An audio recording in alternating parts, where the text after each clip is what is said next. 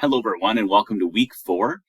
This week we'll be looking at menu styles. This is a shorter lesson and this lesson basically just goes over all the different styles of menus that we might be involved in making and some of the industries in which you would do that.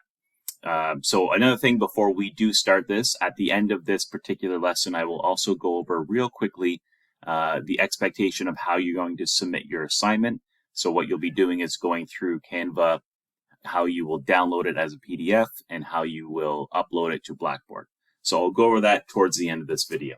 A couple things I want to bring up are there's recently been a report called the Discerning Diners Report. Now this particular report talks about basically how people dine out, what are they looking for, what price range are they looking for, what new trends are happening, and it's a very valuable and important tool for restaurateurs. And also, I'm going to sneeze.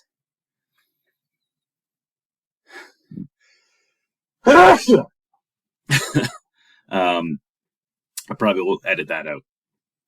So, the top 10 items that they will be looking at are word of mouth. So word of mouth is huge. Word of mouth has a really big impact on what your restaurant likes and often is why people choose a restaurant.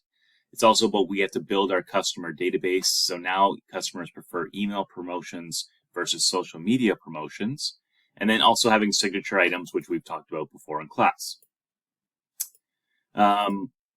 Number 4 is making an easy decision. So when choosing a quick service restaurants, convenience and value are the most important factors. So the ones that are closest to you and the ones that feel like they offer you the most. Having an updated website, 75% of consumers feel like their restaurant website in the last year if it has been updated, they're more able and willing to go to that place, and they most commonly review the menu. Number 6 is check your online reviews. 50% of Canadians read online reviews by customers. And number 7 is be mobile, which means 50% of those customers also use their smartphones to locate restaurants, to find hours of operation.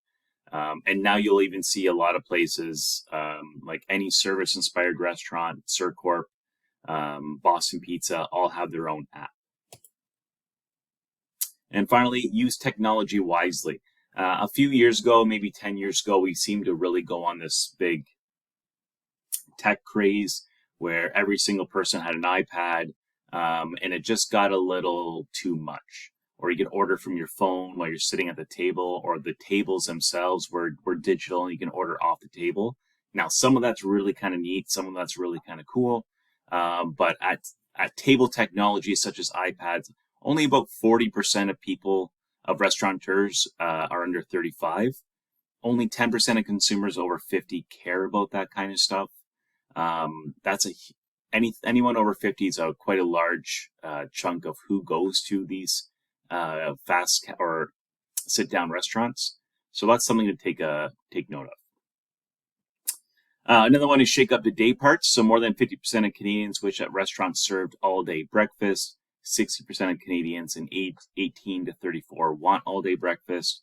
So, if you have the menu items, you have the skill sets, you have the cooks, there's no reason you can't offer more items necessarily all throughout the day. And number 10, it takes deep discounts to change behavior. So only when the discounts are over 20% will most consumers eat at off-peak hours. So those are the top 10 Discerning Diners Report stats. They come up with that report every single year. So it's just really valuable to kind of review and see what's happening in the food and beverage industry. Now to go into types of menus. There are many different types of menus to choose from. They're primarily influenced by the type of food service operation and the style of the needs of the customers. So the first one being an a la carte menu. So this is what we're probably the most used to. This is individually priced. They have a short narrative descriptor of the menu item. It's only prepared when it's ordered to ensure freshness, and each item has its own area on the menu. A static menu is a menu that we use every day. So you can have an a la carte static menu. Items must remain on the menu for 1 year to be considered a static menu item. And a menu is usually full of both static options and non-static options.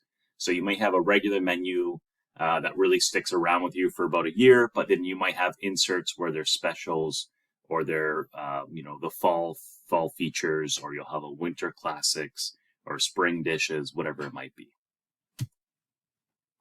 And then, of course, we have a single-use menu. So the single-use menu is kind of actually what the assignment is, although that it's a single-use menu used for one day a week, but it's a menu specifically planned or used only once, usually for a holiday or a catered event. Sorry, someone's trying to call. Next up is the cycle menu. So these are a carefully planned set of menus that is rotated at definitive time intervals. So this is usually throughout the day and seasonal. So this is the one where you have your breakfast menu, your lunch menu, and then your dinner menu. But we can also do cycle menus as well from a non-commercial standpoint. So as an example, in like long-term care retirement homes, usually what they have is a set of cycle menus that change weekly. So they'll go through menu set 1, which every Monday is roast beef, and every Tuesday is fish and chips, and Wednesday is another dish. And then they'll flip those for another set of cycle menus. So it's basically a 3-week cycle where they'll go through each different menu. A table d'hote menu is a price fix menu. It is actually what you are also creating. So it's a single-use table d'hote menu. It's technically the two combined for $69.99. It is a meal that's offered, a complete meal at a fixed price. It is also what the GDR would be considered. And then we have the de jour menu, which is just the menu of the day. So a couple other types are buffet menus. So buffet menus are a little bit more difficult.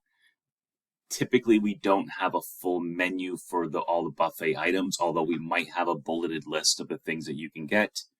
And sometimes that bulleted list may change from a lunch service to a dinner service. And then we also have the California menu, which offers everything at any time of the day. So a few things that we have to think about with the extent of selection. So we have a selective, semi-selective, and non-selective menus. These are just different ways that we take a look at these. So a menu that includes 2 or more food choices in each menu category, such as appetizers, entrees, vegetables, salads, desserts. This is a selective menu. This is usually what you see. This could be your a la carte menu, as they say, where you have many different options to choose from. Semi-selective, these are the ones that you see at the long-term care homes. You might have a choice of 2 entrees. These are the ones that you see in the special event menus, the price fix menus, where we now have a choice of 2 appetizers or 2 entrees. And then a non-selective menu is a menu, it's kind of a contradictory term. It's a menu that offers no choice of food items. This is what you're eating. So one of the questions is, how do we change menu items? Now, next week, we'll be doing a menu engineering assignment. I think this is one of the most valuable tools I've ever used. I use it every single year. It's super informative as far as telling you what your menu items are doing for you. But when you do want to bring a new item onto the menu, you do have to look at a couple things. So this right here is a recipe testing item. So this would be here looking at flavor, texture, and appearance. They will have 10, 12, 15 different food items that they are interested in having. So you'll see those on the left-hand side there. So we have all these different menu items. Then they'll go through and rate them based on flavor on a scale of 1 to 5, texture, and appearance. And then they consider if they should add this to the menu or not. So this is quite useful. You may write comments in here such as portion size or price concerns or whatever this might be, seasonality concerns. And then you add it to the menu as well. And then usually what you would do is that you would want to test this with either random people throughout the restaurant or some of your regulars, or you may test it with some of your culinary staff or staff from other restaurants.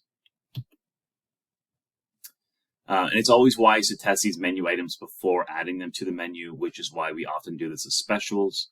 They can do it as a customer appreciation or evaluation.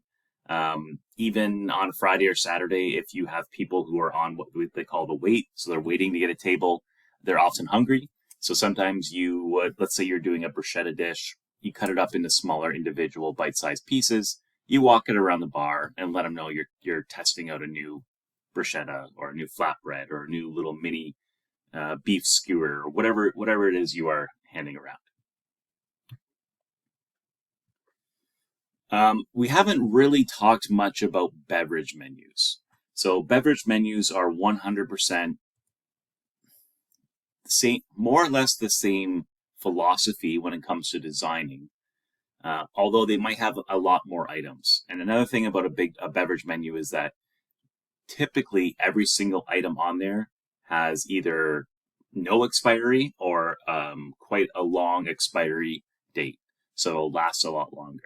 So if we have salads on a menu, the ingredients that we bought for them might last us 3 or 4 days. Rather, even if we have, bottled beer or draft beer is good close to 2 weeks. A week isn't perfect. 2 weeks, you can still serve it. Wine's good in a bottle for years and years. And bottled beer is about 3 months. So you have a lot longer of a time frame in which to sell them. Now, there are a lot of big players in the beverage industry. All big players in beverage industry usually come from culinary first, right? Because it's all the same. It's brewing, it's roasting yeast, and it's a scientific process with all these different recipes and adding heat and filtering and fermenting. So it's not much different than what you're already doing. You're just kind of changing the ingredients that you work with. Here in Ontario, we kind of work with 2 or 3 major companies. They are the AGCO, so they handle all the alcohol and gaming. So they also handle lottery tickets, OLG, casinos, selling alcohol, purchasing alcohol, smart serve. These are all the legality of serving this stuff, and now also cannabis. So AGCO also handles the cannabis rules as well. Beer store, LCBO, wine shop, wine rack. These are all institutes that the government of Ontario has long-standing deals with. They are essentially a monopoly, as you would call it. So the beer store used to be the only place you can buy beer. LCBO, the only place that sells wine and spirits. Now they've loosened those rules up now because you're seeing them be in some grocery stores, but it's still LCBO product just in a grocery store. We still pay the same prices. Okay, so only the emergence of some of these craft breweries are we starting to see a different partner in the beverage industry. And then you also have Molson, Anheuser-Busch, which is Labatt's, Sleeman, and Sapporo. So between these 4 companies, they probably make up 95% of all the beer that's sold in the world. They own many of these brands. So a couple changes to the liquor laws here in Ontario. New hours of service. So it changed from 11 a.m. to 9 a.m. So now people can drink early in the morning should they wish. And you can also even get special allowances. So in the case of World Cup, as an example, when they want to watch football or soccer, they might be able to go and serve at 4 a.m. Previous, you weren't able to advertise happy hour or cheap drinks because it encouraged people to drink faster and get drunk. And now they've been able to just remove that. And then as of April 2019, sales of alcohol operates in big box companies, gas stations, and grocery stores. Consumption of alcohol is now allowed in public spaces and parks, even farmers markets, and tailgating events are now legal and alcohol can be served. So Canada as a whole, and specifically Ontario, has been really strict with a lot of their liquor laws and drinking and public laws, and they've really started to loosen them up with the Conservative government. LCBO is a big dog, so they're owned by the Ontario government. They have 660 full-size stores, 220 smaller convenience-based ones. They made $2.12 billion last year, and actually much of this money is reinvested into healthcare, infrastructure, and education. They do have this strange little relationship with the beer store where only up until lately, LCBO said we would not sell 12 packs or 24 packs. So you buy them single, you buy them a 6-pack. Now they do allow this, and all grocery stores and big box retailers can sell alcohol. They have to buy it through the LCBO. So to give you an idea of where the beer store and how their role that they play, LCBO has taken over quite a bit of their sales. They've actually gone down quite a bit as far as revenue, which is good because in my mind, the beer store is owned by Molson Coors, which is an American company, Labatt or Anheuser-Busch, which is from Belgium, Sleeman Sapporo, which is Japanese, and then the Ontario Craft Brewers own 1%. So when you think about money, and when you think about keeping money in the country, keeping money in local economy, we keep 1% of the beer store's revenue here in Canada. And Canada is well known for Canadians drinking beer, right? It's kind of one of our things. So the fact that this is owned, owned by 99% from other countries, it's a bit worrisome.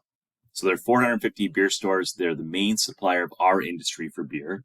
So if you need to get kegs, other than craft brewers, you have to go and order kegs through the beer store. And they have around 7,000 employees. And this just gives you an idea. This is Molson Coors, and you can just see all the different brands that they carry. And this is just some of them, of the ones that we know of, but there are quite a few more out there. So one of the issues with restaurants and craft beer. So if I'm going to own a restaurant, I want Canadian and I want Bud Light. Now the problem is Molson's doesn't like that you have Bud Light because it's a Labatt product. Labatt doesn't like that you have Canadian because it's a Molson product. So they will actually compete against each other and can actually say, no, we're not going to sell to you, or we're not going to give you the bonuses that we offer other places unless you carry only Molson's or unless you carry only Labatt's. So the laws state that you can't carry only one brand of beer. No one can buy your draft lines, but these major beer companies offer big kickbacks. So they'll give you $1 per keg or case. So you can get $5 for a case of beer, $50 for a keg. Now these kegs are like $330, give or take. And I think that's what the keg cost. So if you're getting $50 of a $280 worth of beer, you're getting $50 back. That's a huge savings.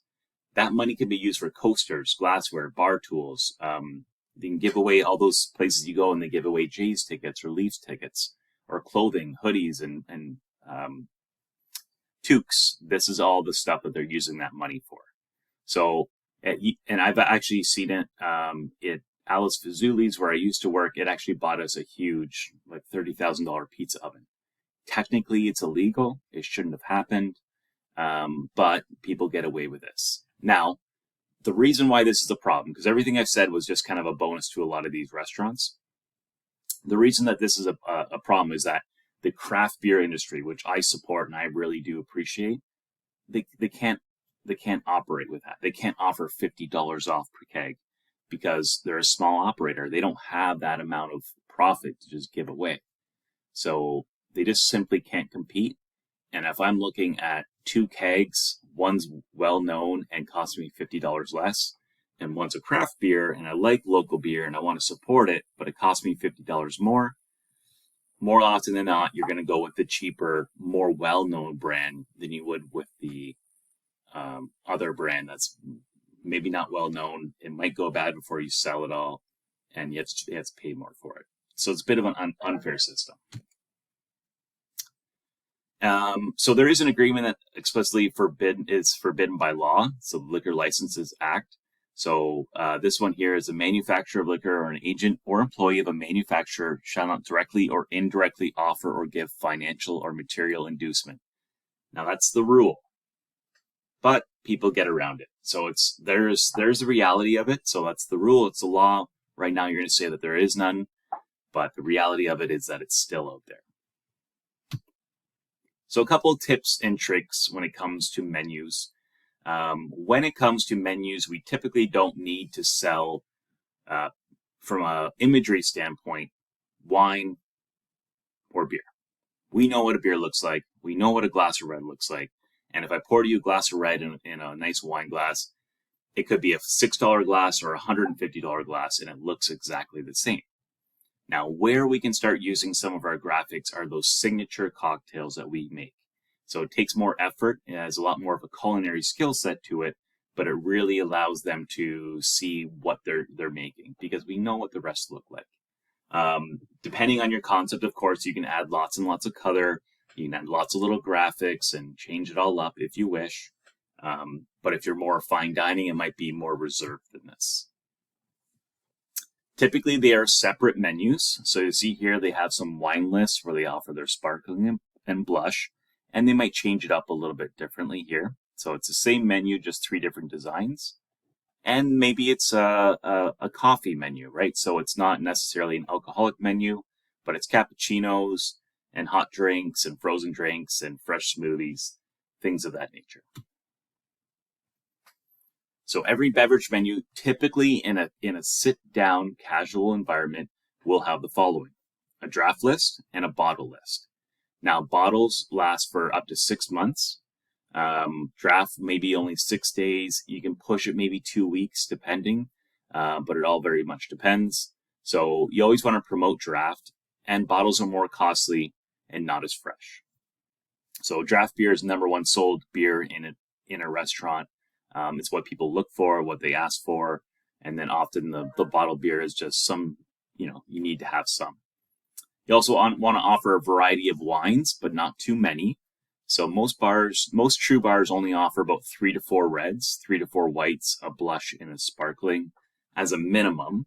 And these are ones that you would sell by the glass. Okay? So the ones you sell by the glass, we have to limit, only because if we open them up and no one orders that same glass of wine in a week, that whole bottle now might be bad. And we only sold 1 glass out of it. So we just got to be careful. We want those ones we sell by the glass to be the most popular and preferably the most profitable. And then from there, you can offer more selections in bottles as they will last a much longer time. And then most bars are stocked and can make any drink, but a good bar steers the customer to choosing something more specific. So if you want to sell Cosmos or espresso martinis or apple martinis, if you want to sell old fashions or Palomas or Mai Tais, have pictures, have them on your menu. Yeah, we can make you a Sex on the Beach. We can make you, a Bailey's and coffee. We can do all that kind of stuff. But you should, again, just like your signature item, drive the cocktails that you actually want to serve, and then that way people will order them. Okay. So I'm going to show you real quick Canva, but before I do, can I make this bigger? I got to show you something. And for those of you who haven't been watching this entire video, I will know, because you're going to talk to me about it next week.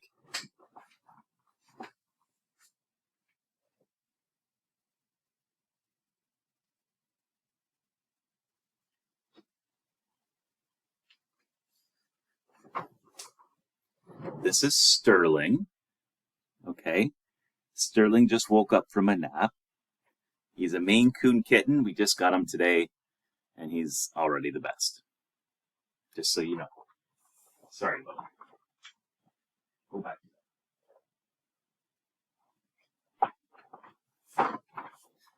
So I'm going to question a couple of people in class, and if they don't be like, "Oh my God, I saw your cat," then I know they didn't watch this. Okay. So Canva.